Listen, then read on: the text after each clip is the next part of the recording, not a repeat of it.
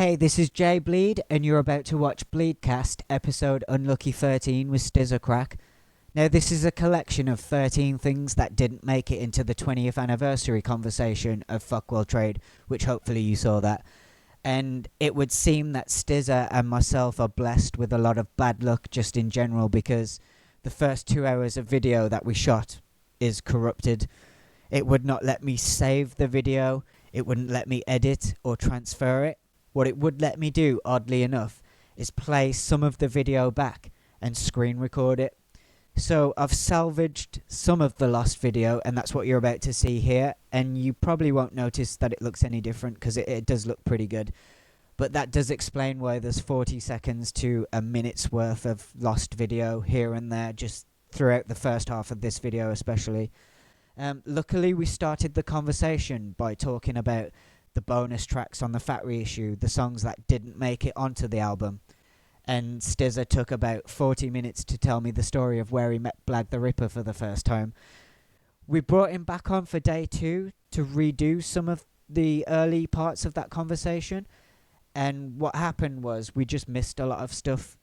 So this video is day 1 and day 2 spliced. And when things end abruptly, it's because the rest of that conversation ended up in the video that you've hopefully already seen. There's a moment where Stza's camera falls down, and he was in the middle of talking about how Tim Armstrong wanted to write songs together. And that's a hot topic of conversation, I know, but when that happened, it took us so long to get things back on track that we both just forgot what the fuck we were talking about. That happened a few times, but here it is. It's 13 things that were unlucky enough to not make it into the 20th anniversary celebration of Fuck World Trade with Stza, the biggest interview of my life. This is Stza, aka Crack Daddy Kane, aka Sturgeon, as my mom calls me, Scott. I'm like, don't call me Scott, Mom. My name is Sturgeon. You're listening to Crash and Bleed, aka watching Crash and Bleed, feeling it. I'm feeling it. Da-na-na-na-na. By Blink 182.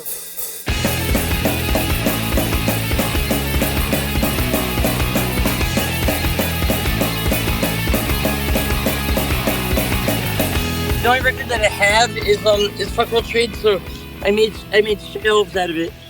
This is the Fat Reissue. It's a double album, so it's the only one that can hold weight, you know? So that's what that is. So it's kind of convenient. I know I messed up your camera thing. Did we got that good? Yeah, if you just stay slightly to that side, we're good. Or this side? Yeah, that side, yeah. Oh, right here. Okay. Yeah. It's perfect. like news today. Fuck World Trade turns 50. So this is the Fat Reissue, which contains a couple of bonus tracks. Were they tracks that were recorded for this album that just got rejected? Like Band in PC, the re-recording of Infested, Apple Pie, Do the Christ? Well, to be fair, they were all recorded for this record. And that means to say, that is to say that we recorded most of the songs with Steve Albini. We had so much time to put this record together. As I was saying, a lot of bands have their sophomore slump because they make their hit record and then the record company's like, put out another record quick. So what happened with us is that we had our record come out on 9/11/01, and then we were all jazzed to do a second record. But what happens is, like, you start working on stuff, and I got an idea of what the album was going to be. I don't like to put more than 13 songs on the record. Usually 13 and then a bonus track that's hidden 666 seconds after the last song ends. Right? So that's 7 minutes and 16 seconds. So yeah, we recorded Infested, Apple Pie and Police State. Those are both Choking Victim songs. Soon Will Be Dead was gonna be one that was rejected. Let me see. And The Christ was a no commercial value song. The Christ was written in no commercial value and recorded. It's on our demo. So the original recording of that one goes back to the early 90s, doesn't it? 1990, 1991. Yeah. I don't know, No Commercial Value had maybe 11 songs or 13. I think 8 or 9 made it on our demo, which is not well recorded in my opinion. It's just very, it's like not only like lo-fi, but it's also the mix is, it's not mixed that well, so like, you know, the drums are really like don't sound great, and you know what I'm saying. I mean, it sounds perfect like a demo. Well, yeah, like a demo, but you know, a lot of people are like, they hate when a band puts out like a lo-fi 7-inch that's not, you know, the mix is good, but it's still like Infested's a good example of a song that is, it's lo-fi, but it sounds good still. It's like mixed well, I think, as good as you can get when you're, you know, when you're younger and you find a studio in the back of the Village Voice that's like, I got a deal of 4 songs for like $100. It's like, cool. He did a great job, this guy that recorded that record, I think. But Well, let me ask you, like, why bring Apple Pie and Infested back? I mean, if you ask me, those original recordings sound pretty great anyway. Like, was there a specific reason behind bringing Apple Pie and Infested back to be recorded for this album? neither of those songs were recorded in a proper studio. I mean, the recording of Apple Pie and Police State from the 7-inch, the Crack Rock Say demo, that, I mean, if you listen to that recording closely, you'll notice that it's not a very good recording, actually. No, but Infested is. Infested is, yeah, you can't lump those songs in together because they're different. Infested was not poorly recorded at all. I mean, it wasn't like as nice as like Albini's or where we recorded Mediocre Generica, but or No Gas No Managers, but it was definitely a step up from that demo, you know. And to be fair, Tim Armstrong wanted 500 channels for Give Him the Boot, from the Cracked Rock City demo, and I just flat out refused. I was like, no, you can't have that song because the recording was poor. You know, I was like, we had Infested. I decided, you know, I was like, you can have this song or no song. I was very like, back then I wasn't into compromising. I was like, you can have this or we won't be on the thing. You know, I didn't at the time. I really didn't care, and also, I just really turned down a lot of opportunities where that would have made me a rich person or like been very comfortable at this point. But you know, like I turned down. Um, I wasn't into collaborating at that point in my life. I never wrote songs with other people. Tim Armstrong wanted to write songs together. Whoa, that's okay, right? Yeah, yeah. Wait, let me go get the suction cup glued on. So which of those bonus tracks were actually completed and ready to go onto the album? Or was it a case of you just listened back and you didn't like the way they came out? We just didn't do vocals on them, some of them, till later, because when we got to concentrating on these other songs, they kind of formed better, and I knew that we, like, usually a point comes where like you're running out of time, that you have a deadline to finish a record, which we didn't really have this, but we did once we agreed to put it out on Alternative Tentacles. I think we might have been finished though with the recording. Can't remember. So, Okay, so I was saying about some well, let me songs ask that, you, what did the rest of the band think about you bringing Infested and Apple Pie back? Like, was there any pushback from well, those guys? you know, in Choking Victim, it was impossible to get what I wanted to do done all the time because Squirt didn't want to do a lot of stuff that I wanted to do, and but I used to just argue. We would argue about it all day. You know, it would be very like, it's very difficult to be in a band with myself when Choking Victim, before anytime pre Choking Victim, before anybody gave a shit about Choking Victim, which was most of the band's like history when we were a band before we broke up. But once that band, the record came out on Hellcat, and people started appreciating it and liking it, then it became quite easy to, when I had, Hellcat was down to do another record with me as Leftover Crack, and I hired Aura and Alec to be on it. I didn't hire them for their opinions, I mean, I did. I respect their opinions, and they did contribute a lot of good stuff to Mediocre Generica and records beyond that, including Fuck World Trade, because Aura is on a little bit of that record. But it was kind of established as my band. I think that I even said so much as this is my band. I don't really want to argue about songwriting or song choice or this and that. Like, if that's something you are interested in doing, there's plenty of other bands. I think there's a band called Indicate that has some openings, and I'm just kidding, but there's that.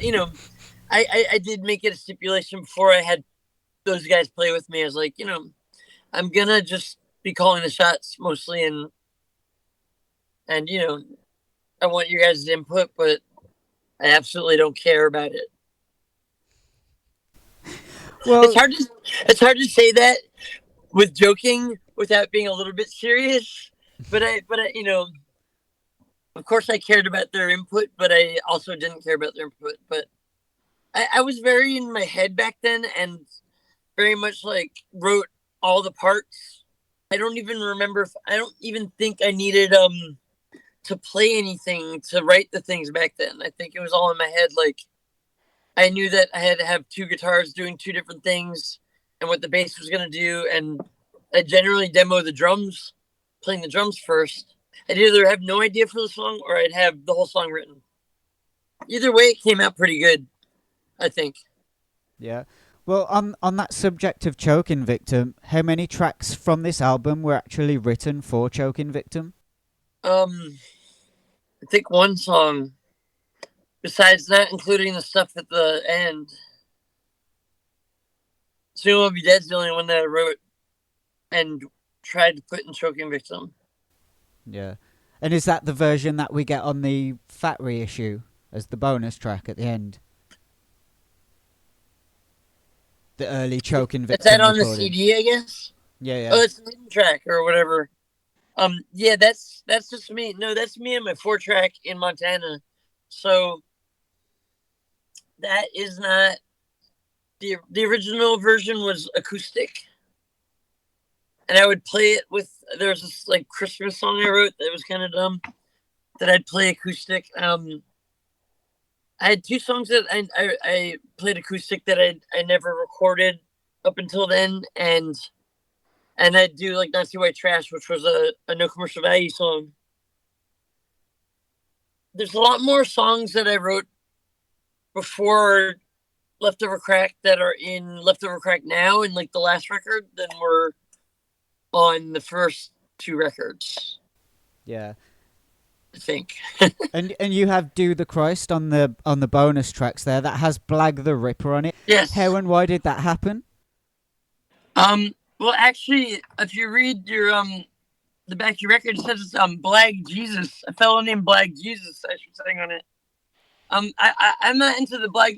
I think actually I had a choice of I could have put Blag the Ripper. I was like, can I use something that's not like a reference to like a guy that murdered prostitutes in merry old England? Like something a little less like violently sexist. You said Blag Jesus. I was like, that's cool.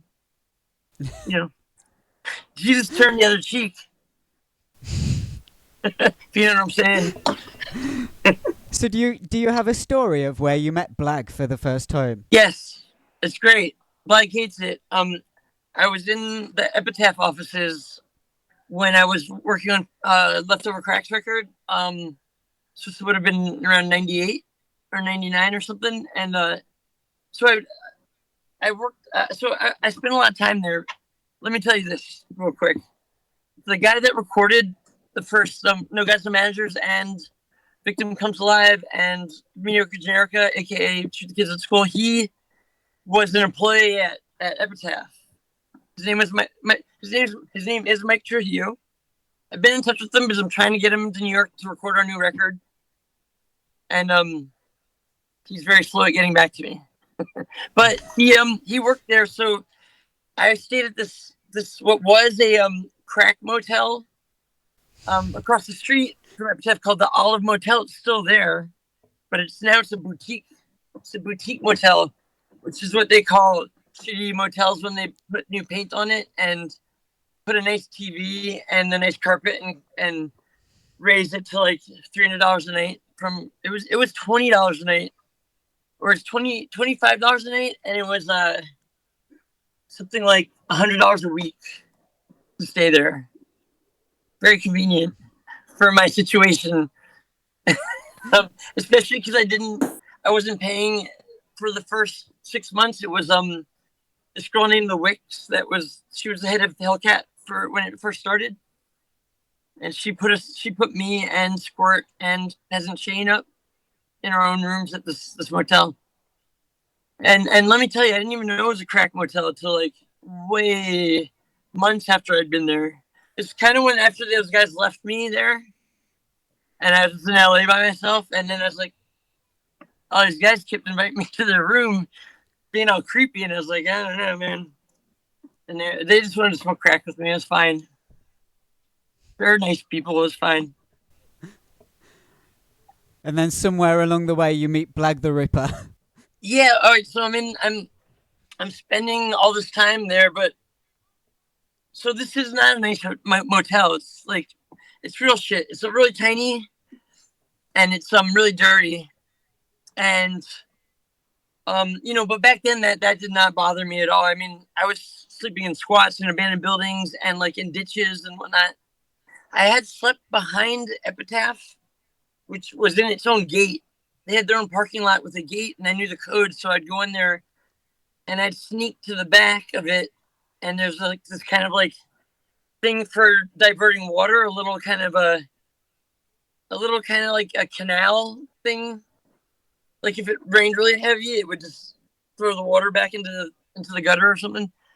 So I'd go back there, and then I remember one day, it was like a Monday morning, I woke up and I looked over and I just kept seeing people from the building picking at me and then going away. Like apparently there's like big news that I was sleeping behind the record company, so they put me back in Olive. But so I would go to the Olive and sleep. I do drugs and sleep basically, and write songs. I wrote a bunch of the leftover cracks up there, and then I'd go to, if during business hours, I'd go to Epitaph and fuck around, go to their fridge and try not to eat the new leftovers. Like I kind of got a sense for what was there for a long time, and now because they'd throw out the stuff every few days, and if I didn't get it, so I'd get the stuff that was going to be thrown out, and that was food, like, pretty good variety of like, several like takeout food in the 90s. I mean, if you're an Epitaph employee, you're going to splurge for the good, I don't know, burrito. Not that there's a bad burrito in LA. I'm just saying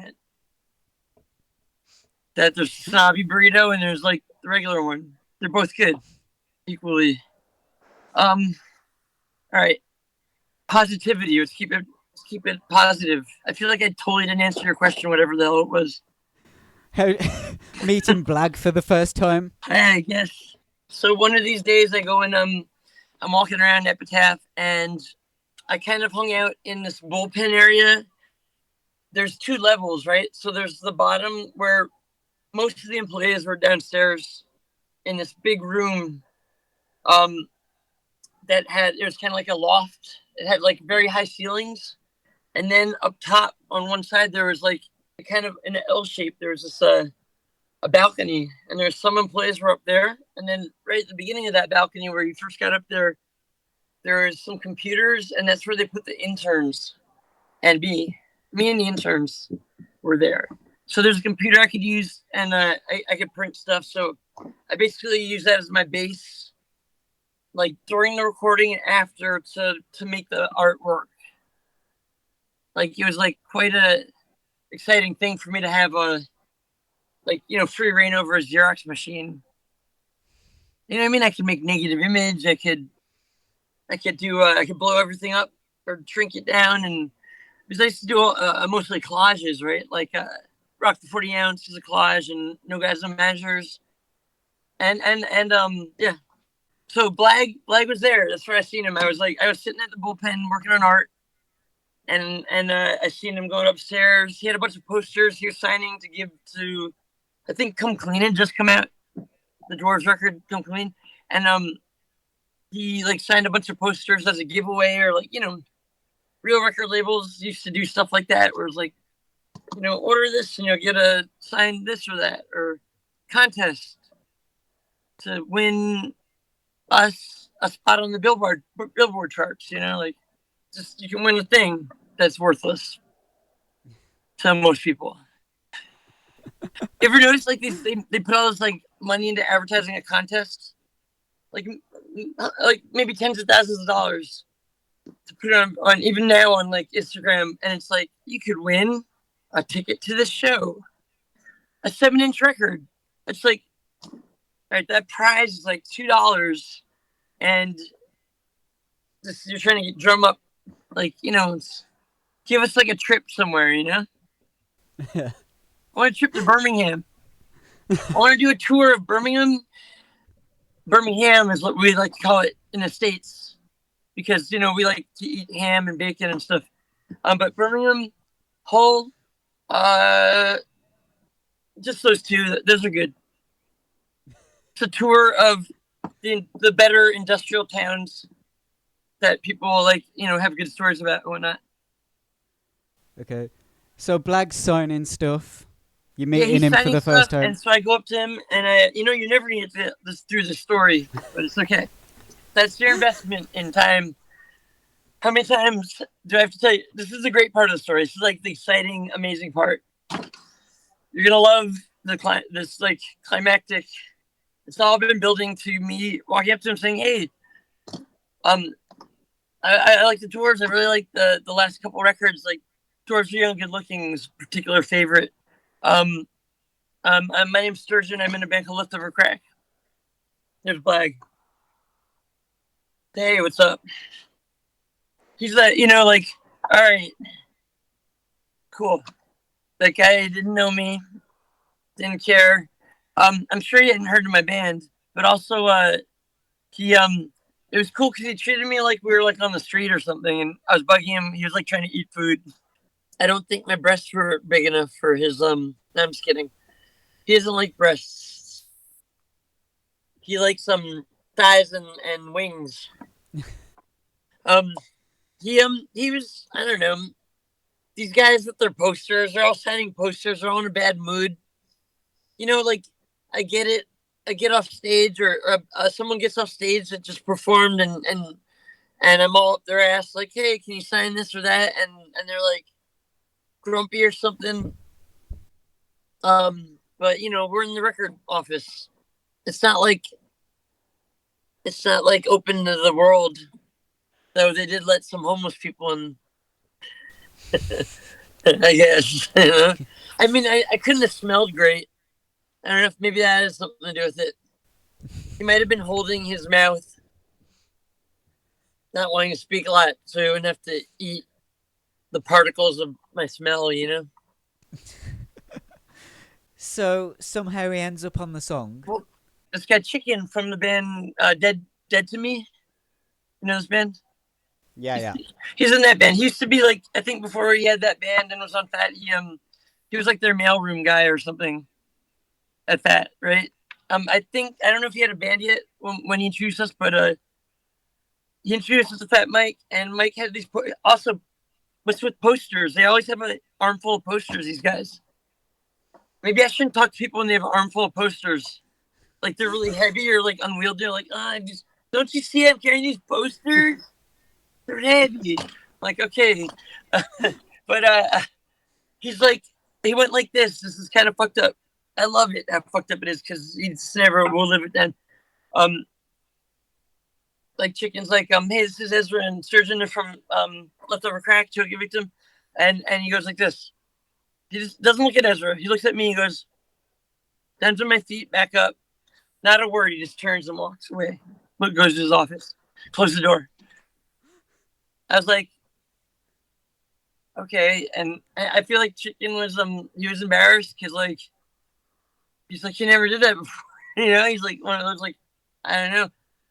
The night before, to be fair, we'd seen NoFX and Rancid play at this club, the smaller club in SF, and this kid jumped on the stage because he loved Rancid, and he went to like hug Lars or something, and these two huge security guards jumped up and basically tackled him into Lars, into a Marshall stack. So, and I'm gonna say this, that's the security guard's fault, not that kid's fault. You know what I'm saying? And that guy, so Lars was fucking like, they left the stage. He came back out and said, my back's fucked up. And they played one more song. And they canceled their other two shows. There's one they did a split. But they canceled the rest of their shows on that tour. And the rest of our band, we all walked out when the show's done. And security was kicking the shit out of that kid. And like they're chasing him and beating him up. I was like, yo, what the fuck? There's like these fucking huge dudes chasing. I was like, if I wasn't a wimp that was like, I would have maybe gotten beat up for the guy to try to not stop that, because I knew that was wrong, and I could see them, and even Lars on stage was blaming that kid, and I thought that was unconscionable. You know what I mean? Yeah. But Mike was in a bad mood. Yeah. But yeah, I was excited to finish that Blag story. It wasn't good. It ended. Did you notice? Oh. Yeah, but then how did you get him onto the song? What was the reason to bring him onto the song? So all right, so that happened. He was dismissive. He didn't really care about meeting me. The first time we really hung out was we were put on a show. It was it was like a festival in Denver that both bands were flown into, and so we were staying at the same hotel by the airport, which is almost an hour to town. So when it was time to get to the show, a van came and took both our bands, and it was a long drive. Blag was trying to impress us by like talking about politics. It was cute. It's like, oh, that guy. I didn't say that, but I was like, oh, look, he's trying to talk about politics with us. It's so cute. It's like a puppy trying to like, to like sports on TV. No, but they were nice guys, and they were cool to hang out with, and like and I'm, in all fairness, I made an attempt to be like into underage women and like cocaine, but it's just that my heart wasn't in it, So anyways, but they seem nice, and they're chill. I mean, the last time I'd seen them was after Come Clean came out, and they played for like 10 minutes. It's funny because when I met him, he acted like an LA douchebag, but over time I realized he's nothing like that. He's like, he spends a lot of time there, and he lives in the Bay Area, but he's actually one of the few people that is down to earth in the punk world. He's not really like the Ripper that's crazy drug using, statutory rapist, He's more of he's like a monogamistic, like smoking weed dude that, like doesn't, Yeah, I talked to him before. I've got his phone number in my phone. Me too. Let's put it on the air. Let's give it out to everybody. How about I'll do it? You won't get in trouble. Here, I'll do the first half and you do the last 4 digits. You know what? If I would do it, except my phone is recording this, and I'll drop the interview. That'd be the end of the interview. So did Blag get to decide which song he did guest vocals on, or did you have that one ready for him? No way. No. He doesn't get to decide. No, he just did what I asked him to do. I was like, I said to myself, this is the worst song on this reissue and this whole record overall. And maybe if I put Blag on it, people won't notice that it's the worst song, and it'll be a little bit cooler, because it's got him on it. Okay, so we might end up talking for a really long time, and I'm cool with that. I'll stay with you as long as you want. So I feel like we haven't gotten to the heart of the matter. I know. So Blag. No, we're Blag. No, Blag. we've done Blag. We've done. All right, I'll tell you this one interesting part of the story is that a few months before I had him come on and sing on that record, Fat Mike had this bright idea to do a punk rock barbershop quartet, like a cappella barbershop quartet with just punk singers, and so he's like, I was like, well, we can get Blag. I don't know anybody else in the Bay Area. He got Brandon Cruz from Dr. No, and like he was in Dead Kennedys for a second. He's a child actor. Oh, okay. Yeah, not that you would know that, but he was in that movie, The Bad News Bears. So was El Jefe. Oh, right. So was El Jefe. No, he was. That's probably where that rumor came from. Yeah. Is that Brandon's in it? Well, Brandon, like, he would travel with No Effects. He was Fat Mike's drug mule forever, which is to say that when Fat Mike travels, he has a drug mule. P. Diddy had a drug mule with him when he got. Fat Mike has a guy like that. He usually has a sober AA dude with him, and you don't have to put that online. I'll leave that as your responsibility. If someone actually gets in trouble for that at some point, it'll be because you put it on the air, not because I said it. But I'm not saying that you can't. You're not allowed to put that on the air. You can do whatever you want. This is all on the record. I'm just saying that you're toying with people's freedom, and we have a war on drugs here. You think that'd be fun? Like, oh yeah, we're in drugs at a war. No, it's a war against drugs. So. Oh yeah, I was in the middle of saying something. What was it again? Fat Mike. Right.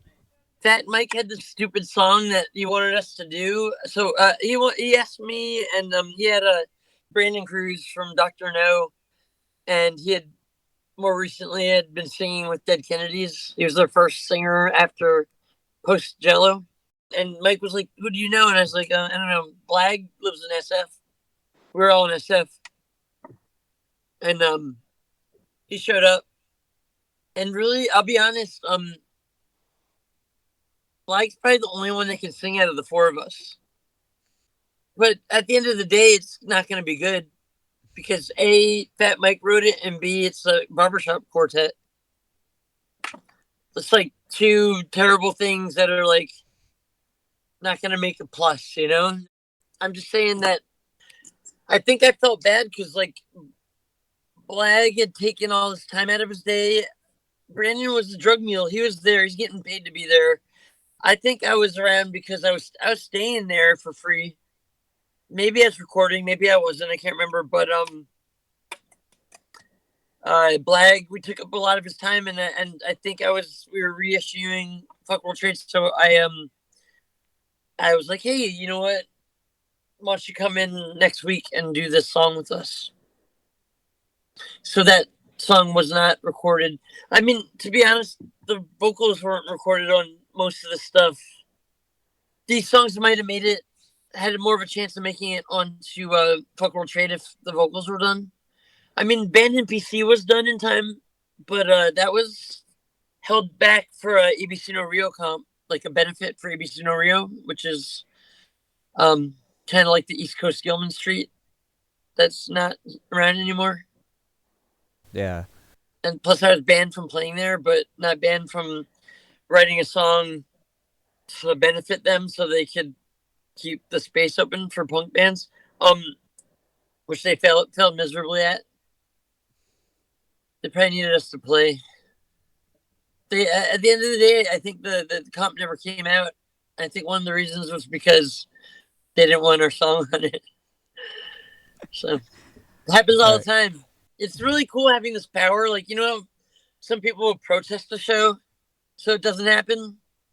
All I have to do to make a show not happen is threaten that I'll be there. I'm playing.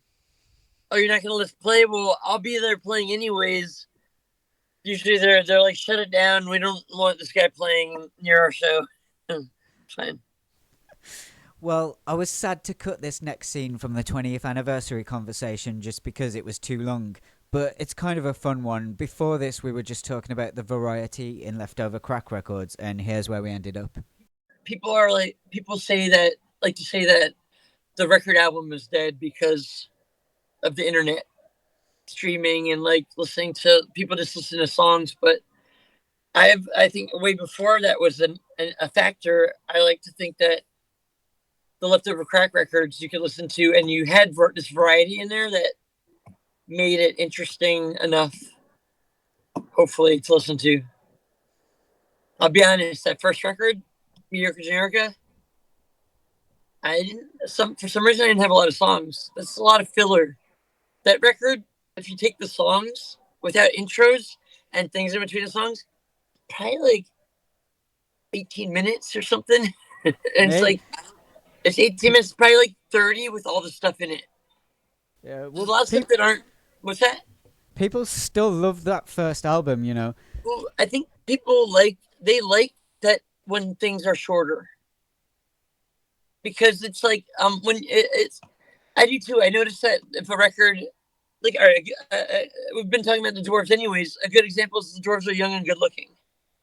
I think that whole record is under 18 minutes or 17 minutes. That whole album, from first to last song.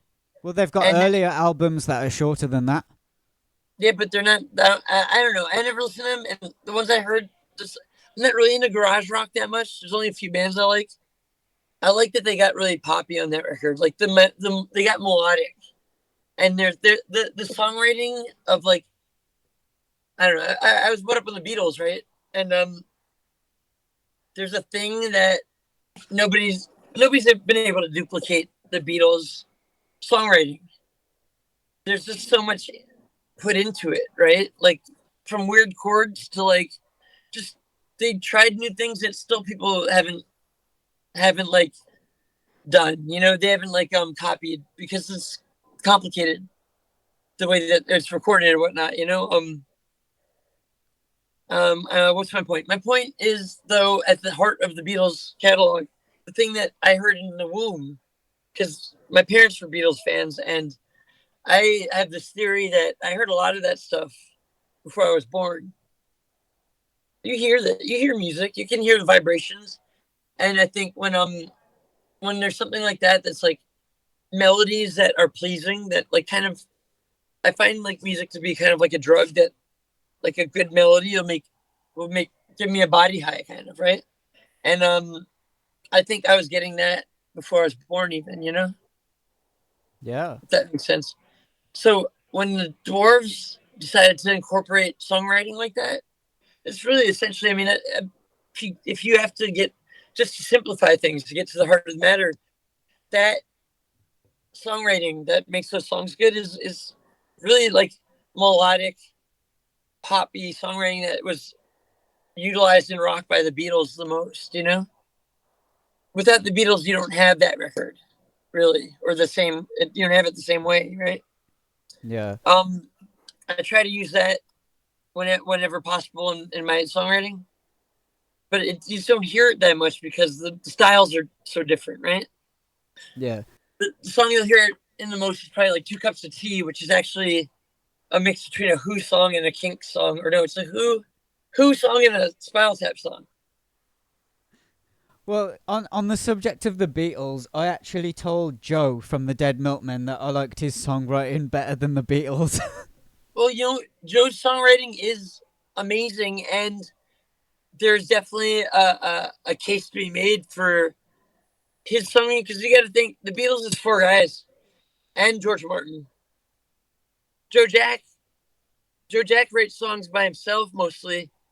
You know, I know that there's, and I mean, and it's hard to let go of a song when you write a song yourself. You put all the stuff into it. It's hard to let go of it as a singer. So you notice that he'll sing the best songs that he wrote. Give him to Rodney, right? He's singing punk rock girl. He's singing Methodist coloring book. He's singing my favorite song is Dollar Signs and Rise, which is what Really? I took. Yeah, I took a song. I took a line from that song and put it in Rock the 40 Ounce, and that really impressed Joe Jack because we played some acoustic shows together. Land is real Okay. estate is from Dollar Signs in His Eyes. The sky is the metal highway for metal birds, and land is real estate. That's from Dollar Signs in Her Eyes. And he I think that I also told him, I said, you know, Metaphysical Graffiti is your best record too, hands down. And he agreed. I don't know why it's so underrated. It's like every record before that is more popular. That was Yeah. like but that's that record song to song, and like with the in between things about like the thing with the eyes that stares at me, like everything about it is hilarious and great, well done. In Praises Shana Na. The two That's best supposed to be ska songs that they ever did as well. if you love somebody, set them on fire. What's the Yeah, other man. ska song? Little Man in My Head. Oh, that's on that. Okay, I feel like if you love somebody, better set them on fire is one of the best ska songs ever. you know, that's perfect. That's like that's like a perfect example of a song that is like it's like I would say it's like half Weird Al, half Leftover Crack. It's like something that definitely influenced me. They didn't hear us, obviously. I'm saying that if I was like gonna take it, I'm like, that's what that influenced me to no end. I listened to that record over and over again. I found it in a bargain bin in a CD shop in the West Village, walking home from school one day, and I found it and I was like, I love Physical Graffiti by Led Zeppelin. I thought that was their best record. And I was like, what's this metaphysical? I grabbed it and I just checked it out and I was like blown away. I was like, this is such a good record. And then this seems like it's a little. How's that? Yeah, that's perfect. Okay, how about that? Even worse? No, A that's little bit fine. worse? That's Can't be perfect. perfect. Okay. I'm gonna just wrap it up saying I got to play. I didn't play Dollar Signs in Their Eyes on guitar. I didn't know it well enough, but I sang it with them, and I did the guitar song. You know that Oh one? yeah, yeah, yeah, yeah, I got to yeah. do that, and and when it got to the solo, he's like, I was like, oh right, like Joe Jack, like he plays like kind of easy solos, whatever. I can kind of play anything, and kind of the worse it is, the more it'll be appreciated. So I just was like, okay, I don't usually do solos. I was like, it was pretty bad, but like I could tell Joe was like impressed. He didn't know that a solo could be done that bad. He's like, that's better. That's worse than mine. Yeah. Okay, so I just wanted to say that I talked to Olivia from No Commercial Value Yeah. quite a while ago, and I think I told you about it, but you'd never remember who I am No, because I it's on remember all. you telling me about it. You sent me a message about it. Yeah. Yeah, Yeah. yeah. I remember And that. Yeah. so what I said was that picture on YouTube of the No Commercial Value demo shows a girl that's not Olivia. So who was that girl, or who was that a picture of? I think I didn't I answer this in the text. No, Oh you well. never got back to that one. Oh, none of those people are anybody in No Commercial Value. There's three people in those photos. It's not me. It's not Alec. It's not the drummer, Mike, or Michelle now, and it's not Olivia. I don't know who those people are, to be honest. Wow. Yeah, you know what?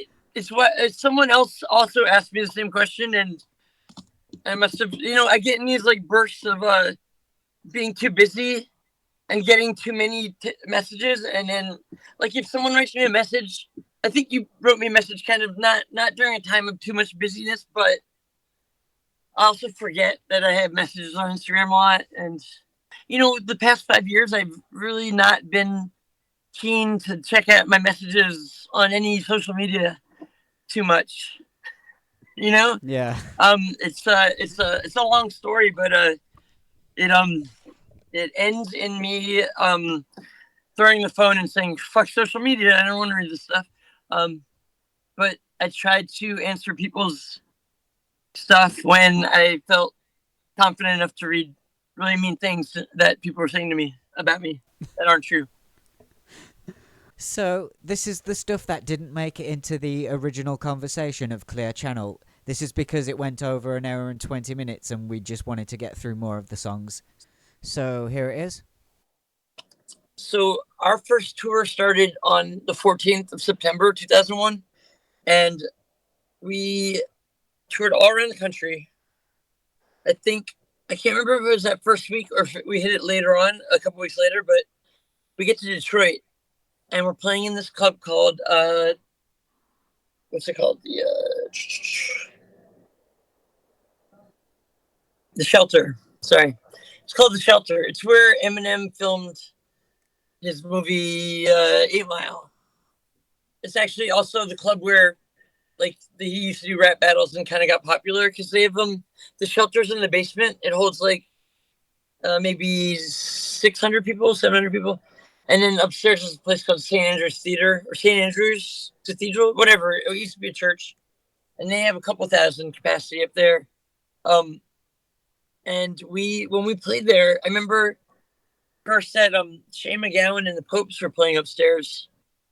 And we were hoping, because we were playing in the downstairs venue, we wanted to go watch Shane McGowan because we like the Pogues and whatnot. But it ended up being that we played at the exact same time, so we couldn't do it, you know. After the show, and by the way, that show was packed. That was our first packed show on tour. It's, you know, we were a new band. People had known us from Give 'Em the Boot and Choking Victim, and people came out to see us. Maybe a couple hundred people would come out, and when we get to Detroit, we played The Shelter, and it was packed. There's 700 people there easily. After the show, they came up to us and gave us our money. They're like, here's your pay. I guess that I must have negotiated the show. They gave us $600. That's a lot. That was a lot for that tour too. 600. We were getting paid maybe $100 a night. It was a lot, but it was also a $10 show or $12 show, and there was 700 people there, and we were the headliner. And they gave me a thing. It was it looked like a contract, but what it was it was an itemized bill / itemized invoice receipt of what they spent the money from the show on. So it's $600 for the band, $100 for refreshment for sodas and snacks, security costs X amount of money, bartenders, all this stuff, right? Ticket, the person that works at the ticket booth. Turn the page over. Apparently, in the same building as that both shows, there's a Clear Channel offices, and so it went on to did radio promotion, but then it went down this list of people's salaries of and so I'd never really heard of Clear Channel or thought about them, and all of a sudden I'm like, who's Clear Channel? Oh, they're the people that took $8,000 and gave us $600 of it, and then gave us a list of where all the rest of the $8,000 went. And it's kind of I've never ever played a club before or since where we paid the salaries of the people that work at some corporation. It's weird, right? Yeah. So I was working Clear Channel, and that's when the name stood out as to who they were. And then I started hearing their name all the time. And I was like, okay. I saw that's when I saw every billboard was Clear Channel, practically every big one. Every station was Clear Channel. I was like, oh, fuck, okay, these guys suck. These guys were, and people kind of knew about the radio bands and stuff and how they were homogenized music, but then it put a name to it, right? We didn't have that name, Clear Channel, and they even got broken up. Congress broke them up as a monopoly, at some point in the last 15 years because they owned all the radio stations, not all of them, but at least a couple in every market. Like they might own the biggest rock station and the second biggest rock station in New York, and they own the country station and the R&B station. But there's maybe one or two stations not owned by them in each market, and then they got into live music. So they started. So they did the Shelter, the show at the Shelter. They started doing a lot of stuff, and the reason that you don't hear them involved in music anymore is because when they broke up the monopoly, they just made a new company and they called it Live Nation, and that's what Live Nation. They have it in England. They have it here. It's basically like the biggest like venue company that does shows, right? They probably own the O2 arenas. They probably do all that stuff. I feel like they book a lot of that stuff, and all those like these like things that were chains. Like they have all the O2 stuff and like whatnot. The academies, they own those, and they book or they like have monopoly on booking them. But now it's Live Nation, so that was part of the deal to break up the monopoly. It's like new company. So I guess I'll be right back. Sorry. It's okay. I know it's like intense time. You have to seek out, first of all, the people that are gonna play you new things that aren't gonna be affected by an algorithm or by an advertiser, and that's hard to find a lot of time. I don't know. Is there like some where do you find stuff like that? I mean, I'm so like out of touch with like what's going on in the mainstream world. Like all I listen to really is stuff I've known since the 90s. Right. Like I'm the same. I all the music I listen to mostly is stuff I've known for a long time. But the thing is, the problem is that there are bands out there. There are new bands that are amazing that we'll love. We would love them, but it's becoming increasingly difficult for us to find them. I mean, if you go to a lot of live shows and you're lucky, like someone will take a band on tour. I'm trying to get this band on tour with us. There's a band I love called Math the Band, and they have the best videos. I found them. I can't remember how I found them originally. Oh, I know, because this guy MC Lars is this rapper that I kind of know, and he made me this mix of all these different musicians, and one of them was Math the Band.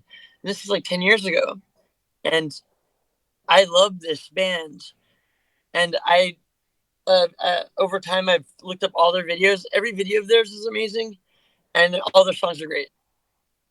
And when I was just taking old VHSs and digitizing them with our guitar player Leftover Crack, who he's an NYU professor in the film school, so he has access to this equipment, right?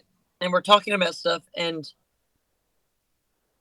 Matt, the band, comes up for some reason, and he's like, "Oh, I directed a commercial. I directed he directed a video of theirs."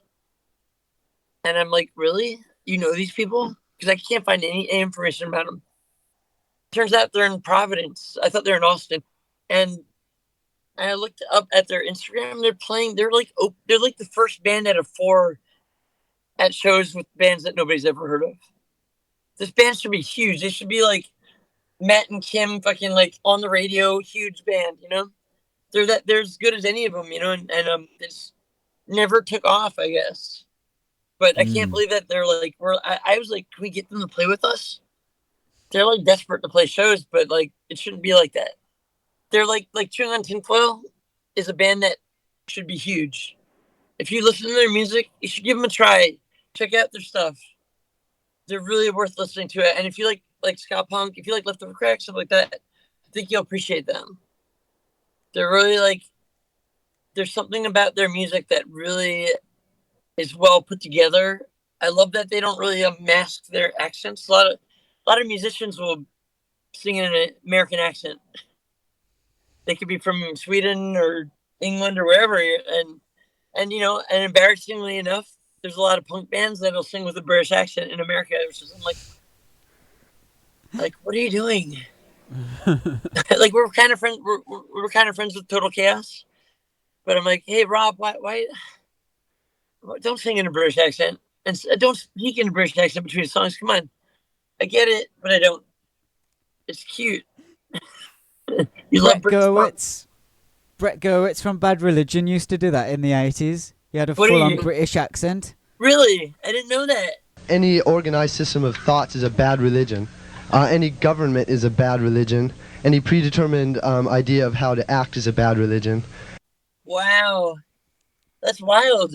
I've only met him a couple times, and it was right after he got out of some like long rehab detox thing. He looked like, I don't know if you've been to a detox or if you met anybody that has, but when they come out, they're kind of like, they seem like kind of like fragile, like they've taken too many showers, and like they're very clean, but also like they're like timid a little bit. It's like that's when I met him. He said the thing that I was, that people say is like, oh, there's no such thing as leftover crack. This is coming from a guy that smoked a lot of crack, but I was like, yeah, that's almost a litmus test for people that are creative or not. Like, you're gonna tell me my joke that I made up when I made up the band name? Okay, you didn't think I thought of that one? Okay, I see. Well, should we get into Moving the lyrics on, of? yes. So in this section, we were just talking about the song Super Tuesday, and this little juicy piece of information came out. I actually stopped the video recording because Stza's wife Tibby was in the background, and then I ended up doing an interview with Tibby a little bit later. But here it is. Here's how we wrapped up talking about Super Tuesday. Well, we all heard that the mafia took the building, like the crime scene away, essentially, really quick. But here's the mind blowers. It wasn't the Russian. It was the Russian mafia, not the Italian mafia. Which makes so much sense now in the wake of why is Russia such a big deal? Why does Trump love them so much? They've been friends forever, Why is Giuliani involved? It's like these guys knew each other back then. That's what happened. They had I didn't know this till recently, but they had the Russian mafia come in and kind of move out the Italian mafia to some extent. So Well, I just gotta get this thing. Oh, what's the thing here?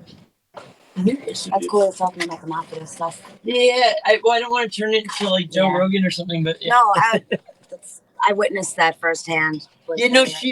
Tibby's who blew my mind about because she connection. She worked at this club that was all mafia dudes, and I could tell. Yeah, you could tell. I was working as a stripper because my band was never going to go on tour if I didn't pay everyone's rent and buy our flights at the time. So I was like, I'll just go exploit myself and get us over to Europe to tour. And I watched firsthand as Giuliani made it illegal for the strip clubs to be topless because the Italian mafia was laundering all their money through the strip clubs. It makes sense. It's all a big money exchange. And they slowly got taken over by the Russian mob. Giuliani was super in charge. Everyone who went there was saying they were firemen. It was like Russian firemen. Like, you're not a fireman. And then it was like the Italian mob got shifted out and there was this mass arrest. I think there were like 120 high level Italian mobster guys were arrested all of a sudden, and the Russian mob took over, and then it's like 9/11. It was just like very calculated the way it went down. Need some money, right? That's it. I gotta go. I'm gonna take some money. Here's some money for okay, bye. So Tibby's leaving. Do you want to finish that thought on the Russian mob? Yeah, no, it blew my mind because she was talking about it, and I was like, oh. I asked her, like, the mafia took away the crime scene. Like, what's up with that? And she would have known. She's like, no, that was the Russian mafia. I was like, my mind was blown because I was like, this is a couple of years ago. And I was like, oh, shit. Giuliani, Trump, the Russian mob, like, that makes sense. Because I was like, that's like a thing. It's like everybody knows the mafia. The mob took the stuff. That's why they couldn't investigate it. They just said the bodies were evaporated. There's no way the bodies were evaporated. There's a bunch of crushed people under that building, and like but nobody said anything because the mob took it. The fact that it's the Russian mob, I think if people knew that, they would put a lot more things together about, like, if for instance, if people knew that right now, they might not vote for Donald Trump. You know what I mean? Isn't he like out of the running? That's what What's I heard. that? Like, isn't No, he? he's not. Not out of the running. He's actually favored to win. Like, from what I can tell. Yeah. God damn. Well, you're about to see a little outtake from the 20th anniversary via Dios discussion. This just had to be cut for time because I didn't want the video to be over 3 hours long. But here Stza's talking about some of his poetic inspiration behind some of the sentences in Via Dios. So here it is. We're at Via Dios. All right. So I'm trying to think. All right. The one I remember is the all right. I Can See Darkness is like, that's that Johnny Cash covered this song. It's an old song. It's a really good song. If you listen to his American recordings, you know those, like, he did like that Nine Inch Nails song, Hurt. I know Johnny Cash, yeah. He's so check out his stuff. Like, the last few records he did before he died were called American recordings. There's like 4 of them, and they're almost all cover songs. And they're cool. They're good though. Like, he does songs like one of the few songs that's not a cover song is did you see that movie Zombieland? Yeah. The opening song is him. It's when it's like When the Man Comes Around. That's it's the only original song off of that record is that song on the beginning of that movie. But then everything else is a cover. But he did a cover of he did a really good cover of Nine Inch Nails' Hurt. You know that song, I Hurt Myself Today? It's like a ballad. You can have it all. Yeah, I have heard Johnny Cash do that one. Yeah, so that's one of them. So one of the songs that he covered is called I See a Darkness.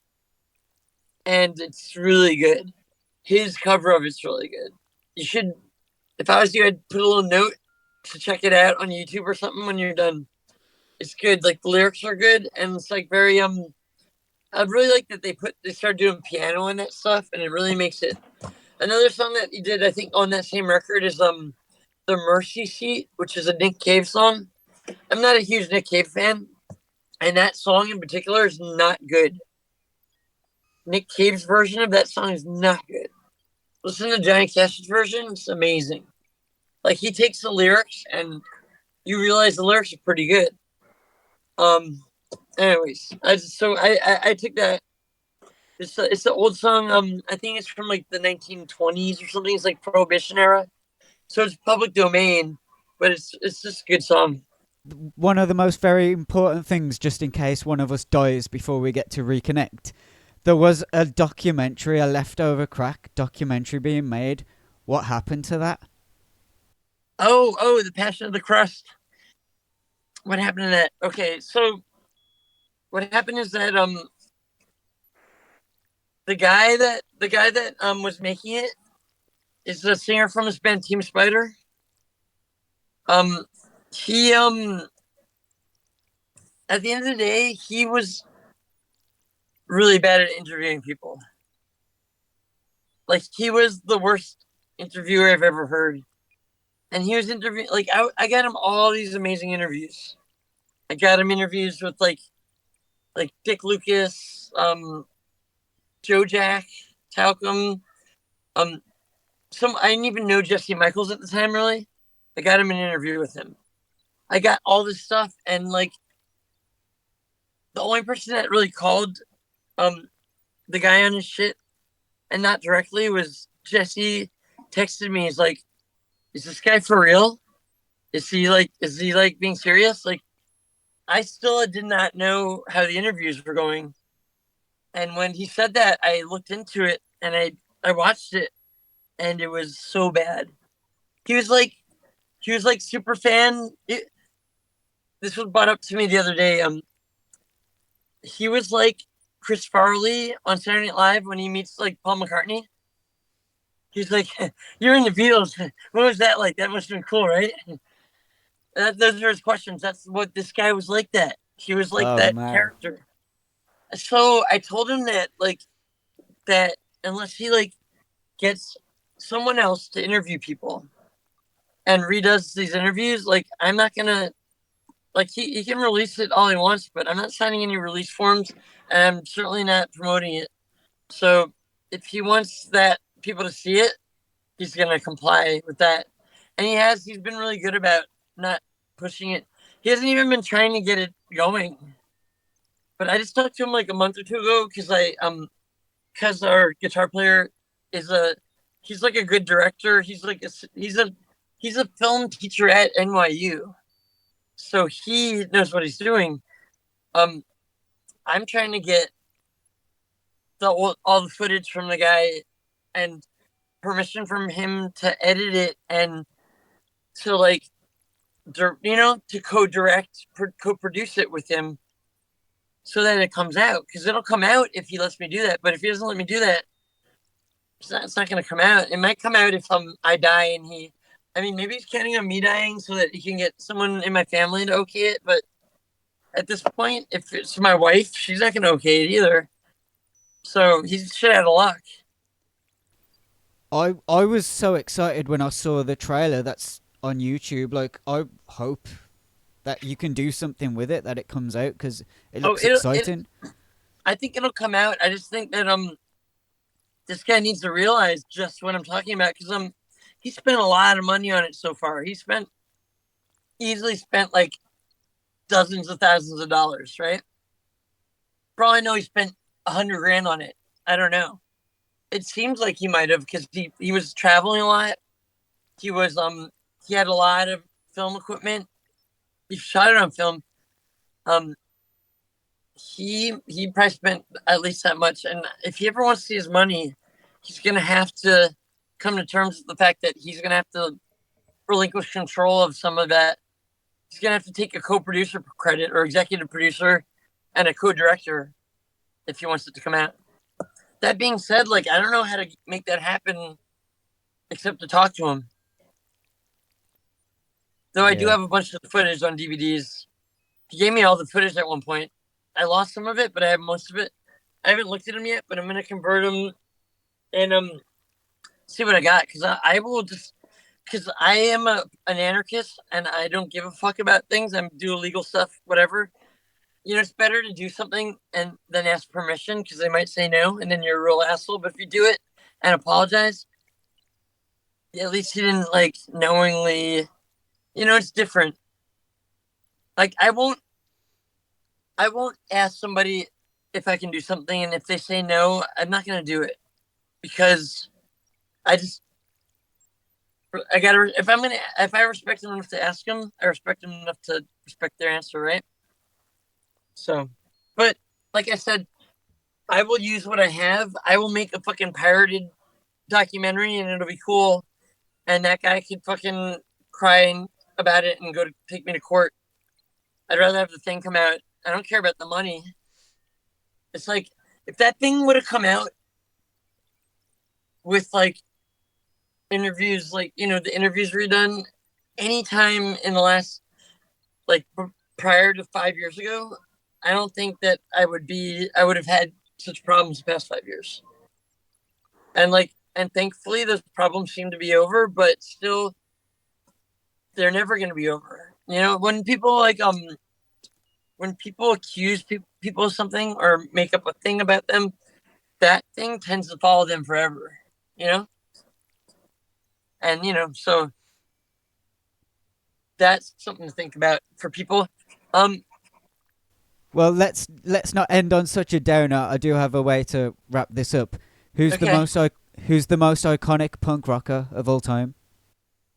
The most iconic punk rocker of all time? What do you mean by iconic? If you see a picture, I'd say the most iconic punk rocker, and it's not my favorite, is Sid Vicious, because he's iconic. If you people that don't know anything about punk see Sid Vicious and they're like, oh, punk with the swastika shirt, I'm totally against that shit. And I think I love My Way. I saw that documentary, the newer documentary about the Sex Pistols, where where John Lydon is like, you can't see his face, it's dark. You know what I'm talking about? What's that one called? The Filth and the Fury. It's not that new. I Okay. think it came out in the year 2000, maybe. Right, but it's new for me. It's new because I saw it. I saw it the last time I went to England, which was like 2014 or 15. You know, I hadn't seen it before, and a lot of stuff like that, like people. I've never seen that available anywhere in the States. Like, I don't even think it's come out. Is that a BBC thing? Maybe. It might be. Yeah. Yeah, I think it's so. a BBC thing. The thing about that really stuck out was like Glenn Matlock or somebody talking about how Sid Vicious was like at some place and he saw him with a cat. He saw him. He saw him before he killed this cat. Apparently, Sid Vicious killed a cat. He talks about it endlessly on these solo records, but he did it once. It's like a one-time thing he did, and fucking like Glenn Matlock or someone was talking about how like, what the fuck, man. He's like, once he did that, he was like, I fucking could give a shit about Sid Vicious anymore. I just didn't. And when I heard that interview, I was like, holy shit, fuck that guy. Like, yeah, that guy's stupid, but that's like the height of fucking of the height of stupidity, and like is like animal cruelty because he's bored. You know what I'm saying? He's like, I'm punk. I'm gonna sing about this. I want to sing about how I killed a cat. I fucking love that song, but I just hate that that's the thing that he actually did. And that's apparently the coolest thing he ever did because he can't fucking stop singing about it. Well, let's so not fuck end. Sid Vicious, but he's the most iconic punk rocker. Yes. But who represents everything about what punk should be to you? Who's iconic to you in that way? The most iconic punk rocker to me, as far as like politics and like as like that goes,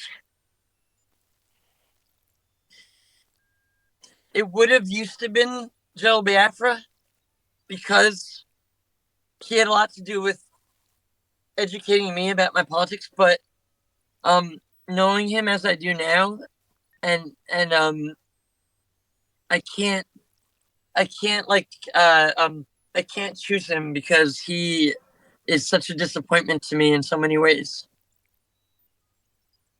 And that's something that's the only part of our book. I don't know if you read the Left Over Correct book. Yeah. It's the only part of that book that I didn't talk about. I just said, you know what? I can't even begin because he had Jesse from Blatz, like Jesse Townley, who was a manager at Alternative Tentacles. He had him tell the story of something that happened in Dublin between me and a promoter that Joe Biafra wasn't around for, and something that happened between me and his tour manager that he wasn't around for. And basically I was like, this shitty thing happened, and I kind of like got in an argument with his tour manager, this German guy, and at the end of the day, like I was like, I basically like left the show, and I wanted to leave the show, but I was staying with these friends of mine from Wicklow, and they are huge Dead Kennedys fans, so they had to stay till the end of it. So I didn't have a dressing room. I played at the show, right? Sorry, did I not mention that? I played acoustic. Anyways, this story's really long, but at the end of the day, I could not Joe Biafra just like, because I think he took too many Xanax at some point, and benzos. Same thing happened to Ezra. If you take too many benzos for too long, it'll have permanent effect on you. It could ruin. It could be like, for instance, Ezra used to be funny. It ruined his sense of humor. He has no sense of humor anymore. He became kind of a husk of what he used to be, and ultimately he retired from music. Joe Biafra said this thing on the phone to me. I'll never forget it. When I was talking to him about what happened in Dublin, he said to me, I think I remember seeing you do this thing. And I was like, you think you remember this thing that happened that didn't actually happen, that you were playing on stage and I was out front of the club during? You think you remember this? Like, I think I have to hang up the phone because I can't talk to this person. This is the type of person that will tell someone else's thing. Like the manager at Ultra Tentacles who will, I know, task him with telling the story to the. Why isn't, if Joe Baffer wants to tell the story secondhand, it's already a secondhand story. Why doesn't he just tell it? Why does he have to send his lackey to tell a story? So now it's third hand story. And it's also a story that's never, it's not based in truth, any of it. And it would have been such a long thing for me to rewrite and to write my reply to write what really happened, that I said, I'm not going to do this. When I write a book, I'll put it in as a chapter, what happened. It's not even that like interesting. It's just interesting that that Joe Biafra has damaged his brain so much that he thinks he sees things that didn't happen. That's like not okay. No bueno. So who took his place then? So I would say that the most iconic punk rocker in my mind, and unfortunately this has a lot to do with personal experiences and like and there are people that I actually like Dick Lucas is up there as an icon, but in my world the most iconic punk rocker is Dave Insurgent from Reagan Youth. He's a singer from Reagan Youth. And in a way, Dave Insurgent and Paul Cripple, who just died like a couple weeks ago, and who was a friend of ours. And in fact, Tibby's in town right now because we're going to his memorial tomorrow. They're like iconic. These guys are from Queens. They went to the same high school as the Ramones. They came from, you know, they're these punks, but whereas the Ramones were like, you know, they did this thing that was great and all. I learned how to play guitar listening to Ramones, but they're not. In my world of punk is ruled by like political punk. It's like, if you're not an anarchist, then I don't really find it to be very punk. Like, what's punk about a band being on the radio singing about love, a love song? It's like, that's not punk. It's just not. It's like, you're saying punk is a style of music. I think it's a fast rock song. I think punk is more of a political, like, it's more of a political ideology of some sort. It doesn't have to be a particular one, but it is tied in with that, and not a fascist one at that.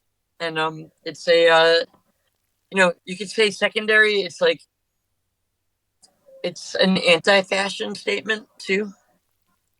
Whereas, so it's like, instead of wearing like designer clothes, you're wearing like shitty old clothes that are fucked up. You know, like I don't buy new clothes ever. Majority of my clothes is found in the garbage, or I will buy it at a thrift store if I'm buying it. You know, like the seagull shirt, I bought it at a thrift store. If I found it in the garbage, it would have been a great, amazing find. But you know, and this tie is stolen from a thrift store.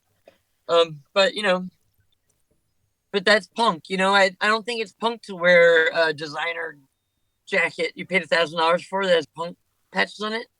I know who makes those. Leather jackets as well. What's that? Leather jackets as well. People want to look like Ben Weasel. Right. Yeah, no, Ben Weasel once looked like the Ramones. And that lies in, I think the Ramones wanted to look like Greasers, or like, you know, like West Side Story, like their gangs, right? You know, they wanted to be like the original like bikers and stuff, wore leather jackets. It's this tradition of rebelliousness that I've always found to be empty on a certain level, because it's always commercialized and adopted by mainstream culture before it is adopted by these other bands. You know, like Rebel Without a Cause, all this stuff. It's like, those guys are wearing these leather jackets. That's, you know, Whereas that might be taken from reality somewhere. A lot of people I know that are like rebellious are vegetarian or vegan. They don't want to wear a leather jacket, right? And on the same thing, it's like I also find a lot of vegetarians, vegans to be upsettingly not hypocritical, but just missing the point completely on the politics of everything. Where it's easy to say that you care about animals when you don't have a factory farm in your house, but I find that a lot of these people don't treat humans nicely. They don't seem to care if people are being murdered somewhere. I think you can't treat animals like with compassion until you treat humans with compassion. Does that make sense? You can't Yeah, just man. skip over your next door neighbor and go to the thing that's like farther removed, you know? It's easy to be like, dolphins are great. I love dolphins. I can't believe they get caught in those tuna nets. That sucks. I hate them. I hate the people with the tuna nets. You're already choosing the dolphins over the humans. You know, people wouldn't have to fish for dolphin meat if it wasn't so goddamn delicious. Well, that might be the best note to end on. Well, here's the thing. Rich people are definitely eating children. That's happening. I don't know. No proof. Zero proof. Except all these children keep missing and like, yeah, some of them are getting fucked as slaves, but what are they doing? They're eating some of them. Adrenochrome, some shit like that. I don't know. I don't really want to know. I just want it to stop. You know what I'm saying? Eat dolphins, not people. That's what I say. All right. All right, man. Bye-bye. It looks like you got places to be, and Yeah, I gotta thank go. you I gotta so go. much, But man. thank you. And yeah, let me know if you need anything else. And I will send you that thing right now for Tibby. Okay, cool. Cheers. Thank you. Of course. Thank you. All right. Bye-bye. Bye.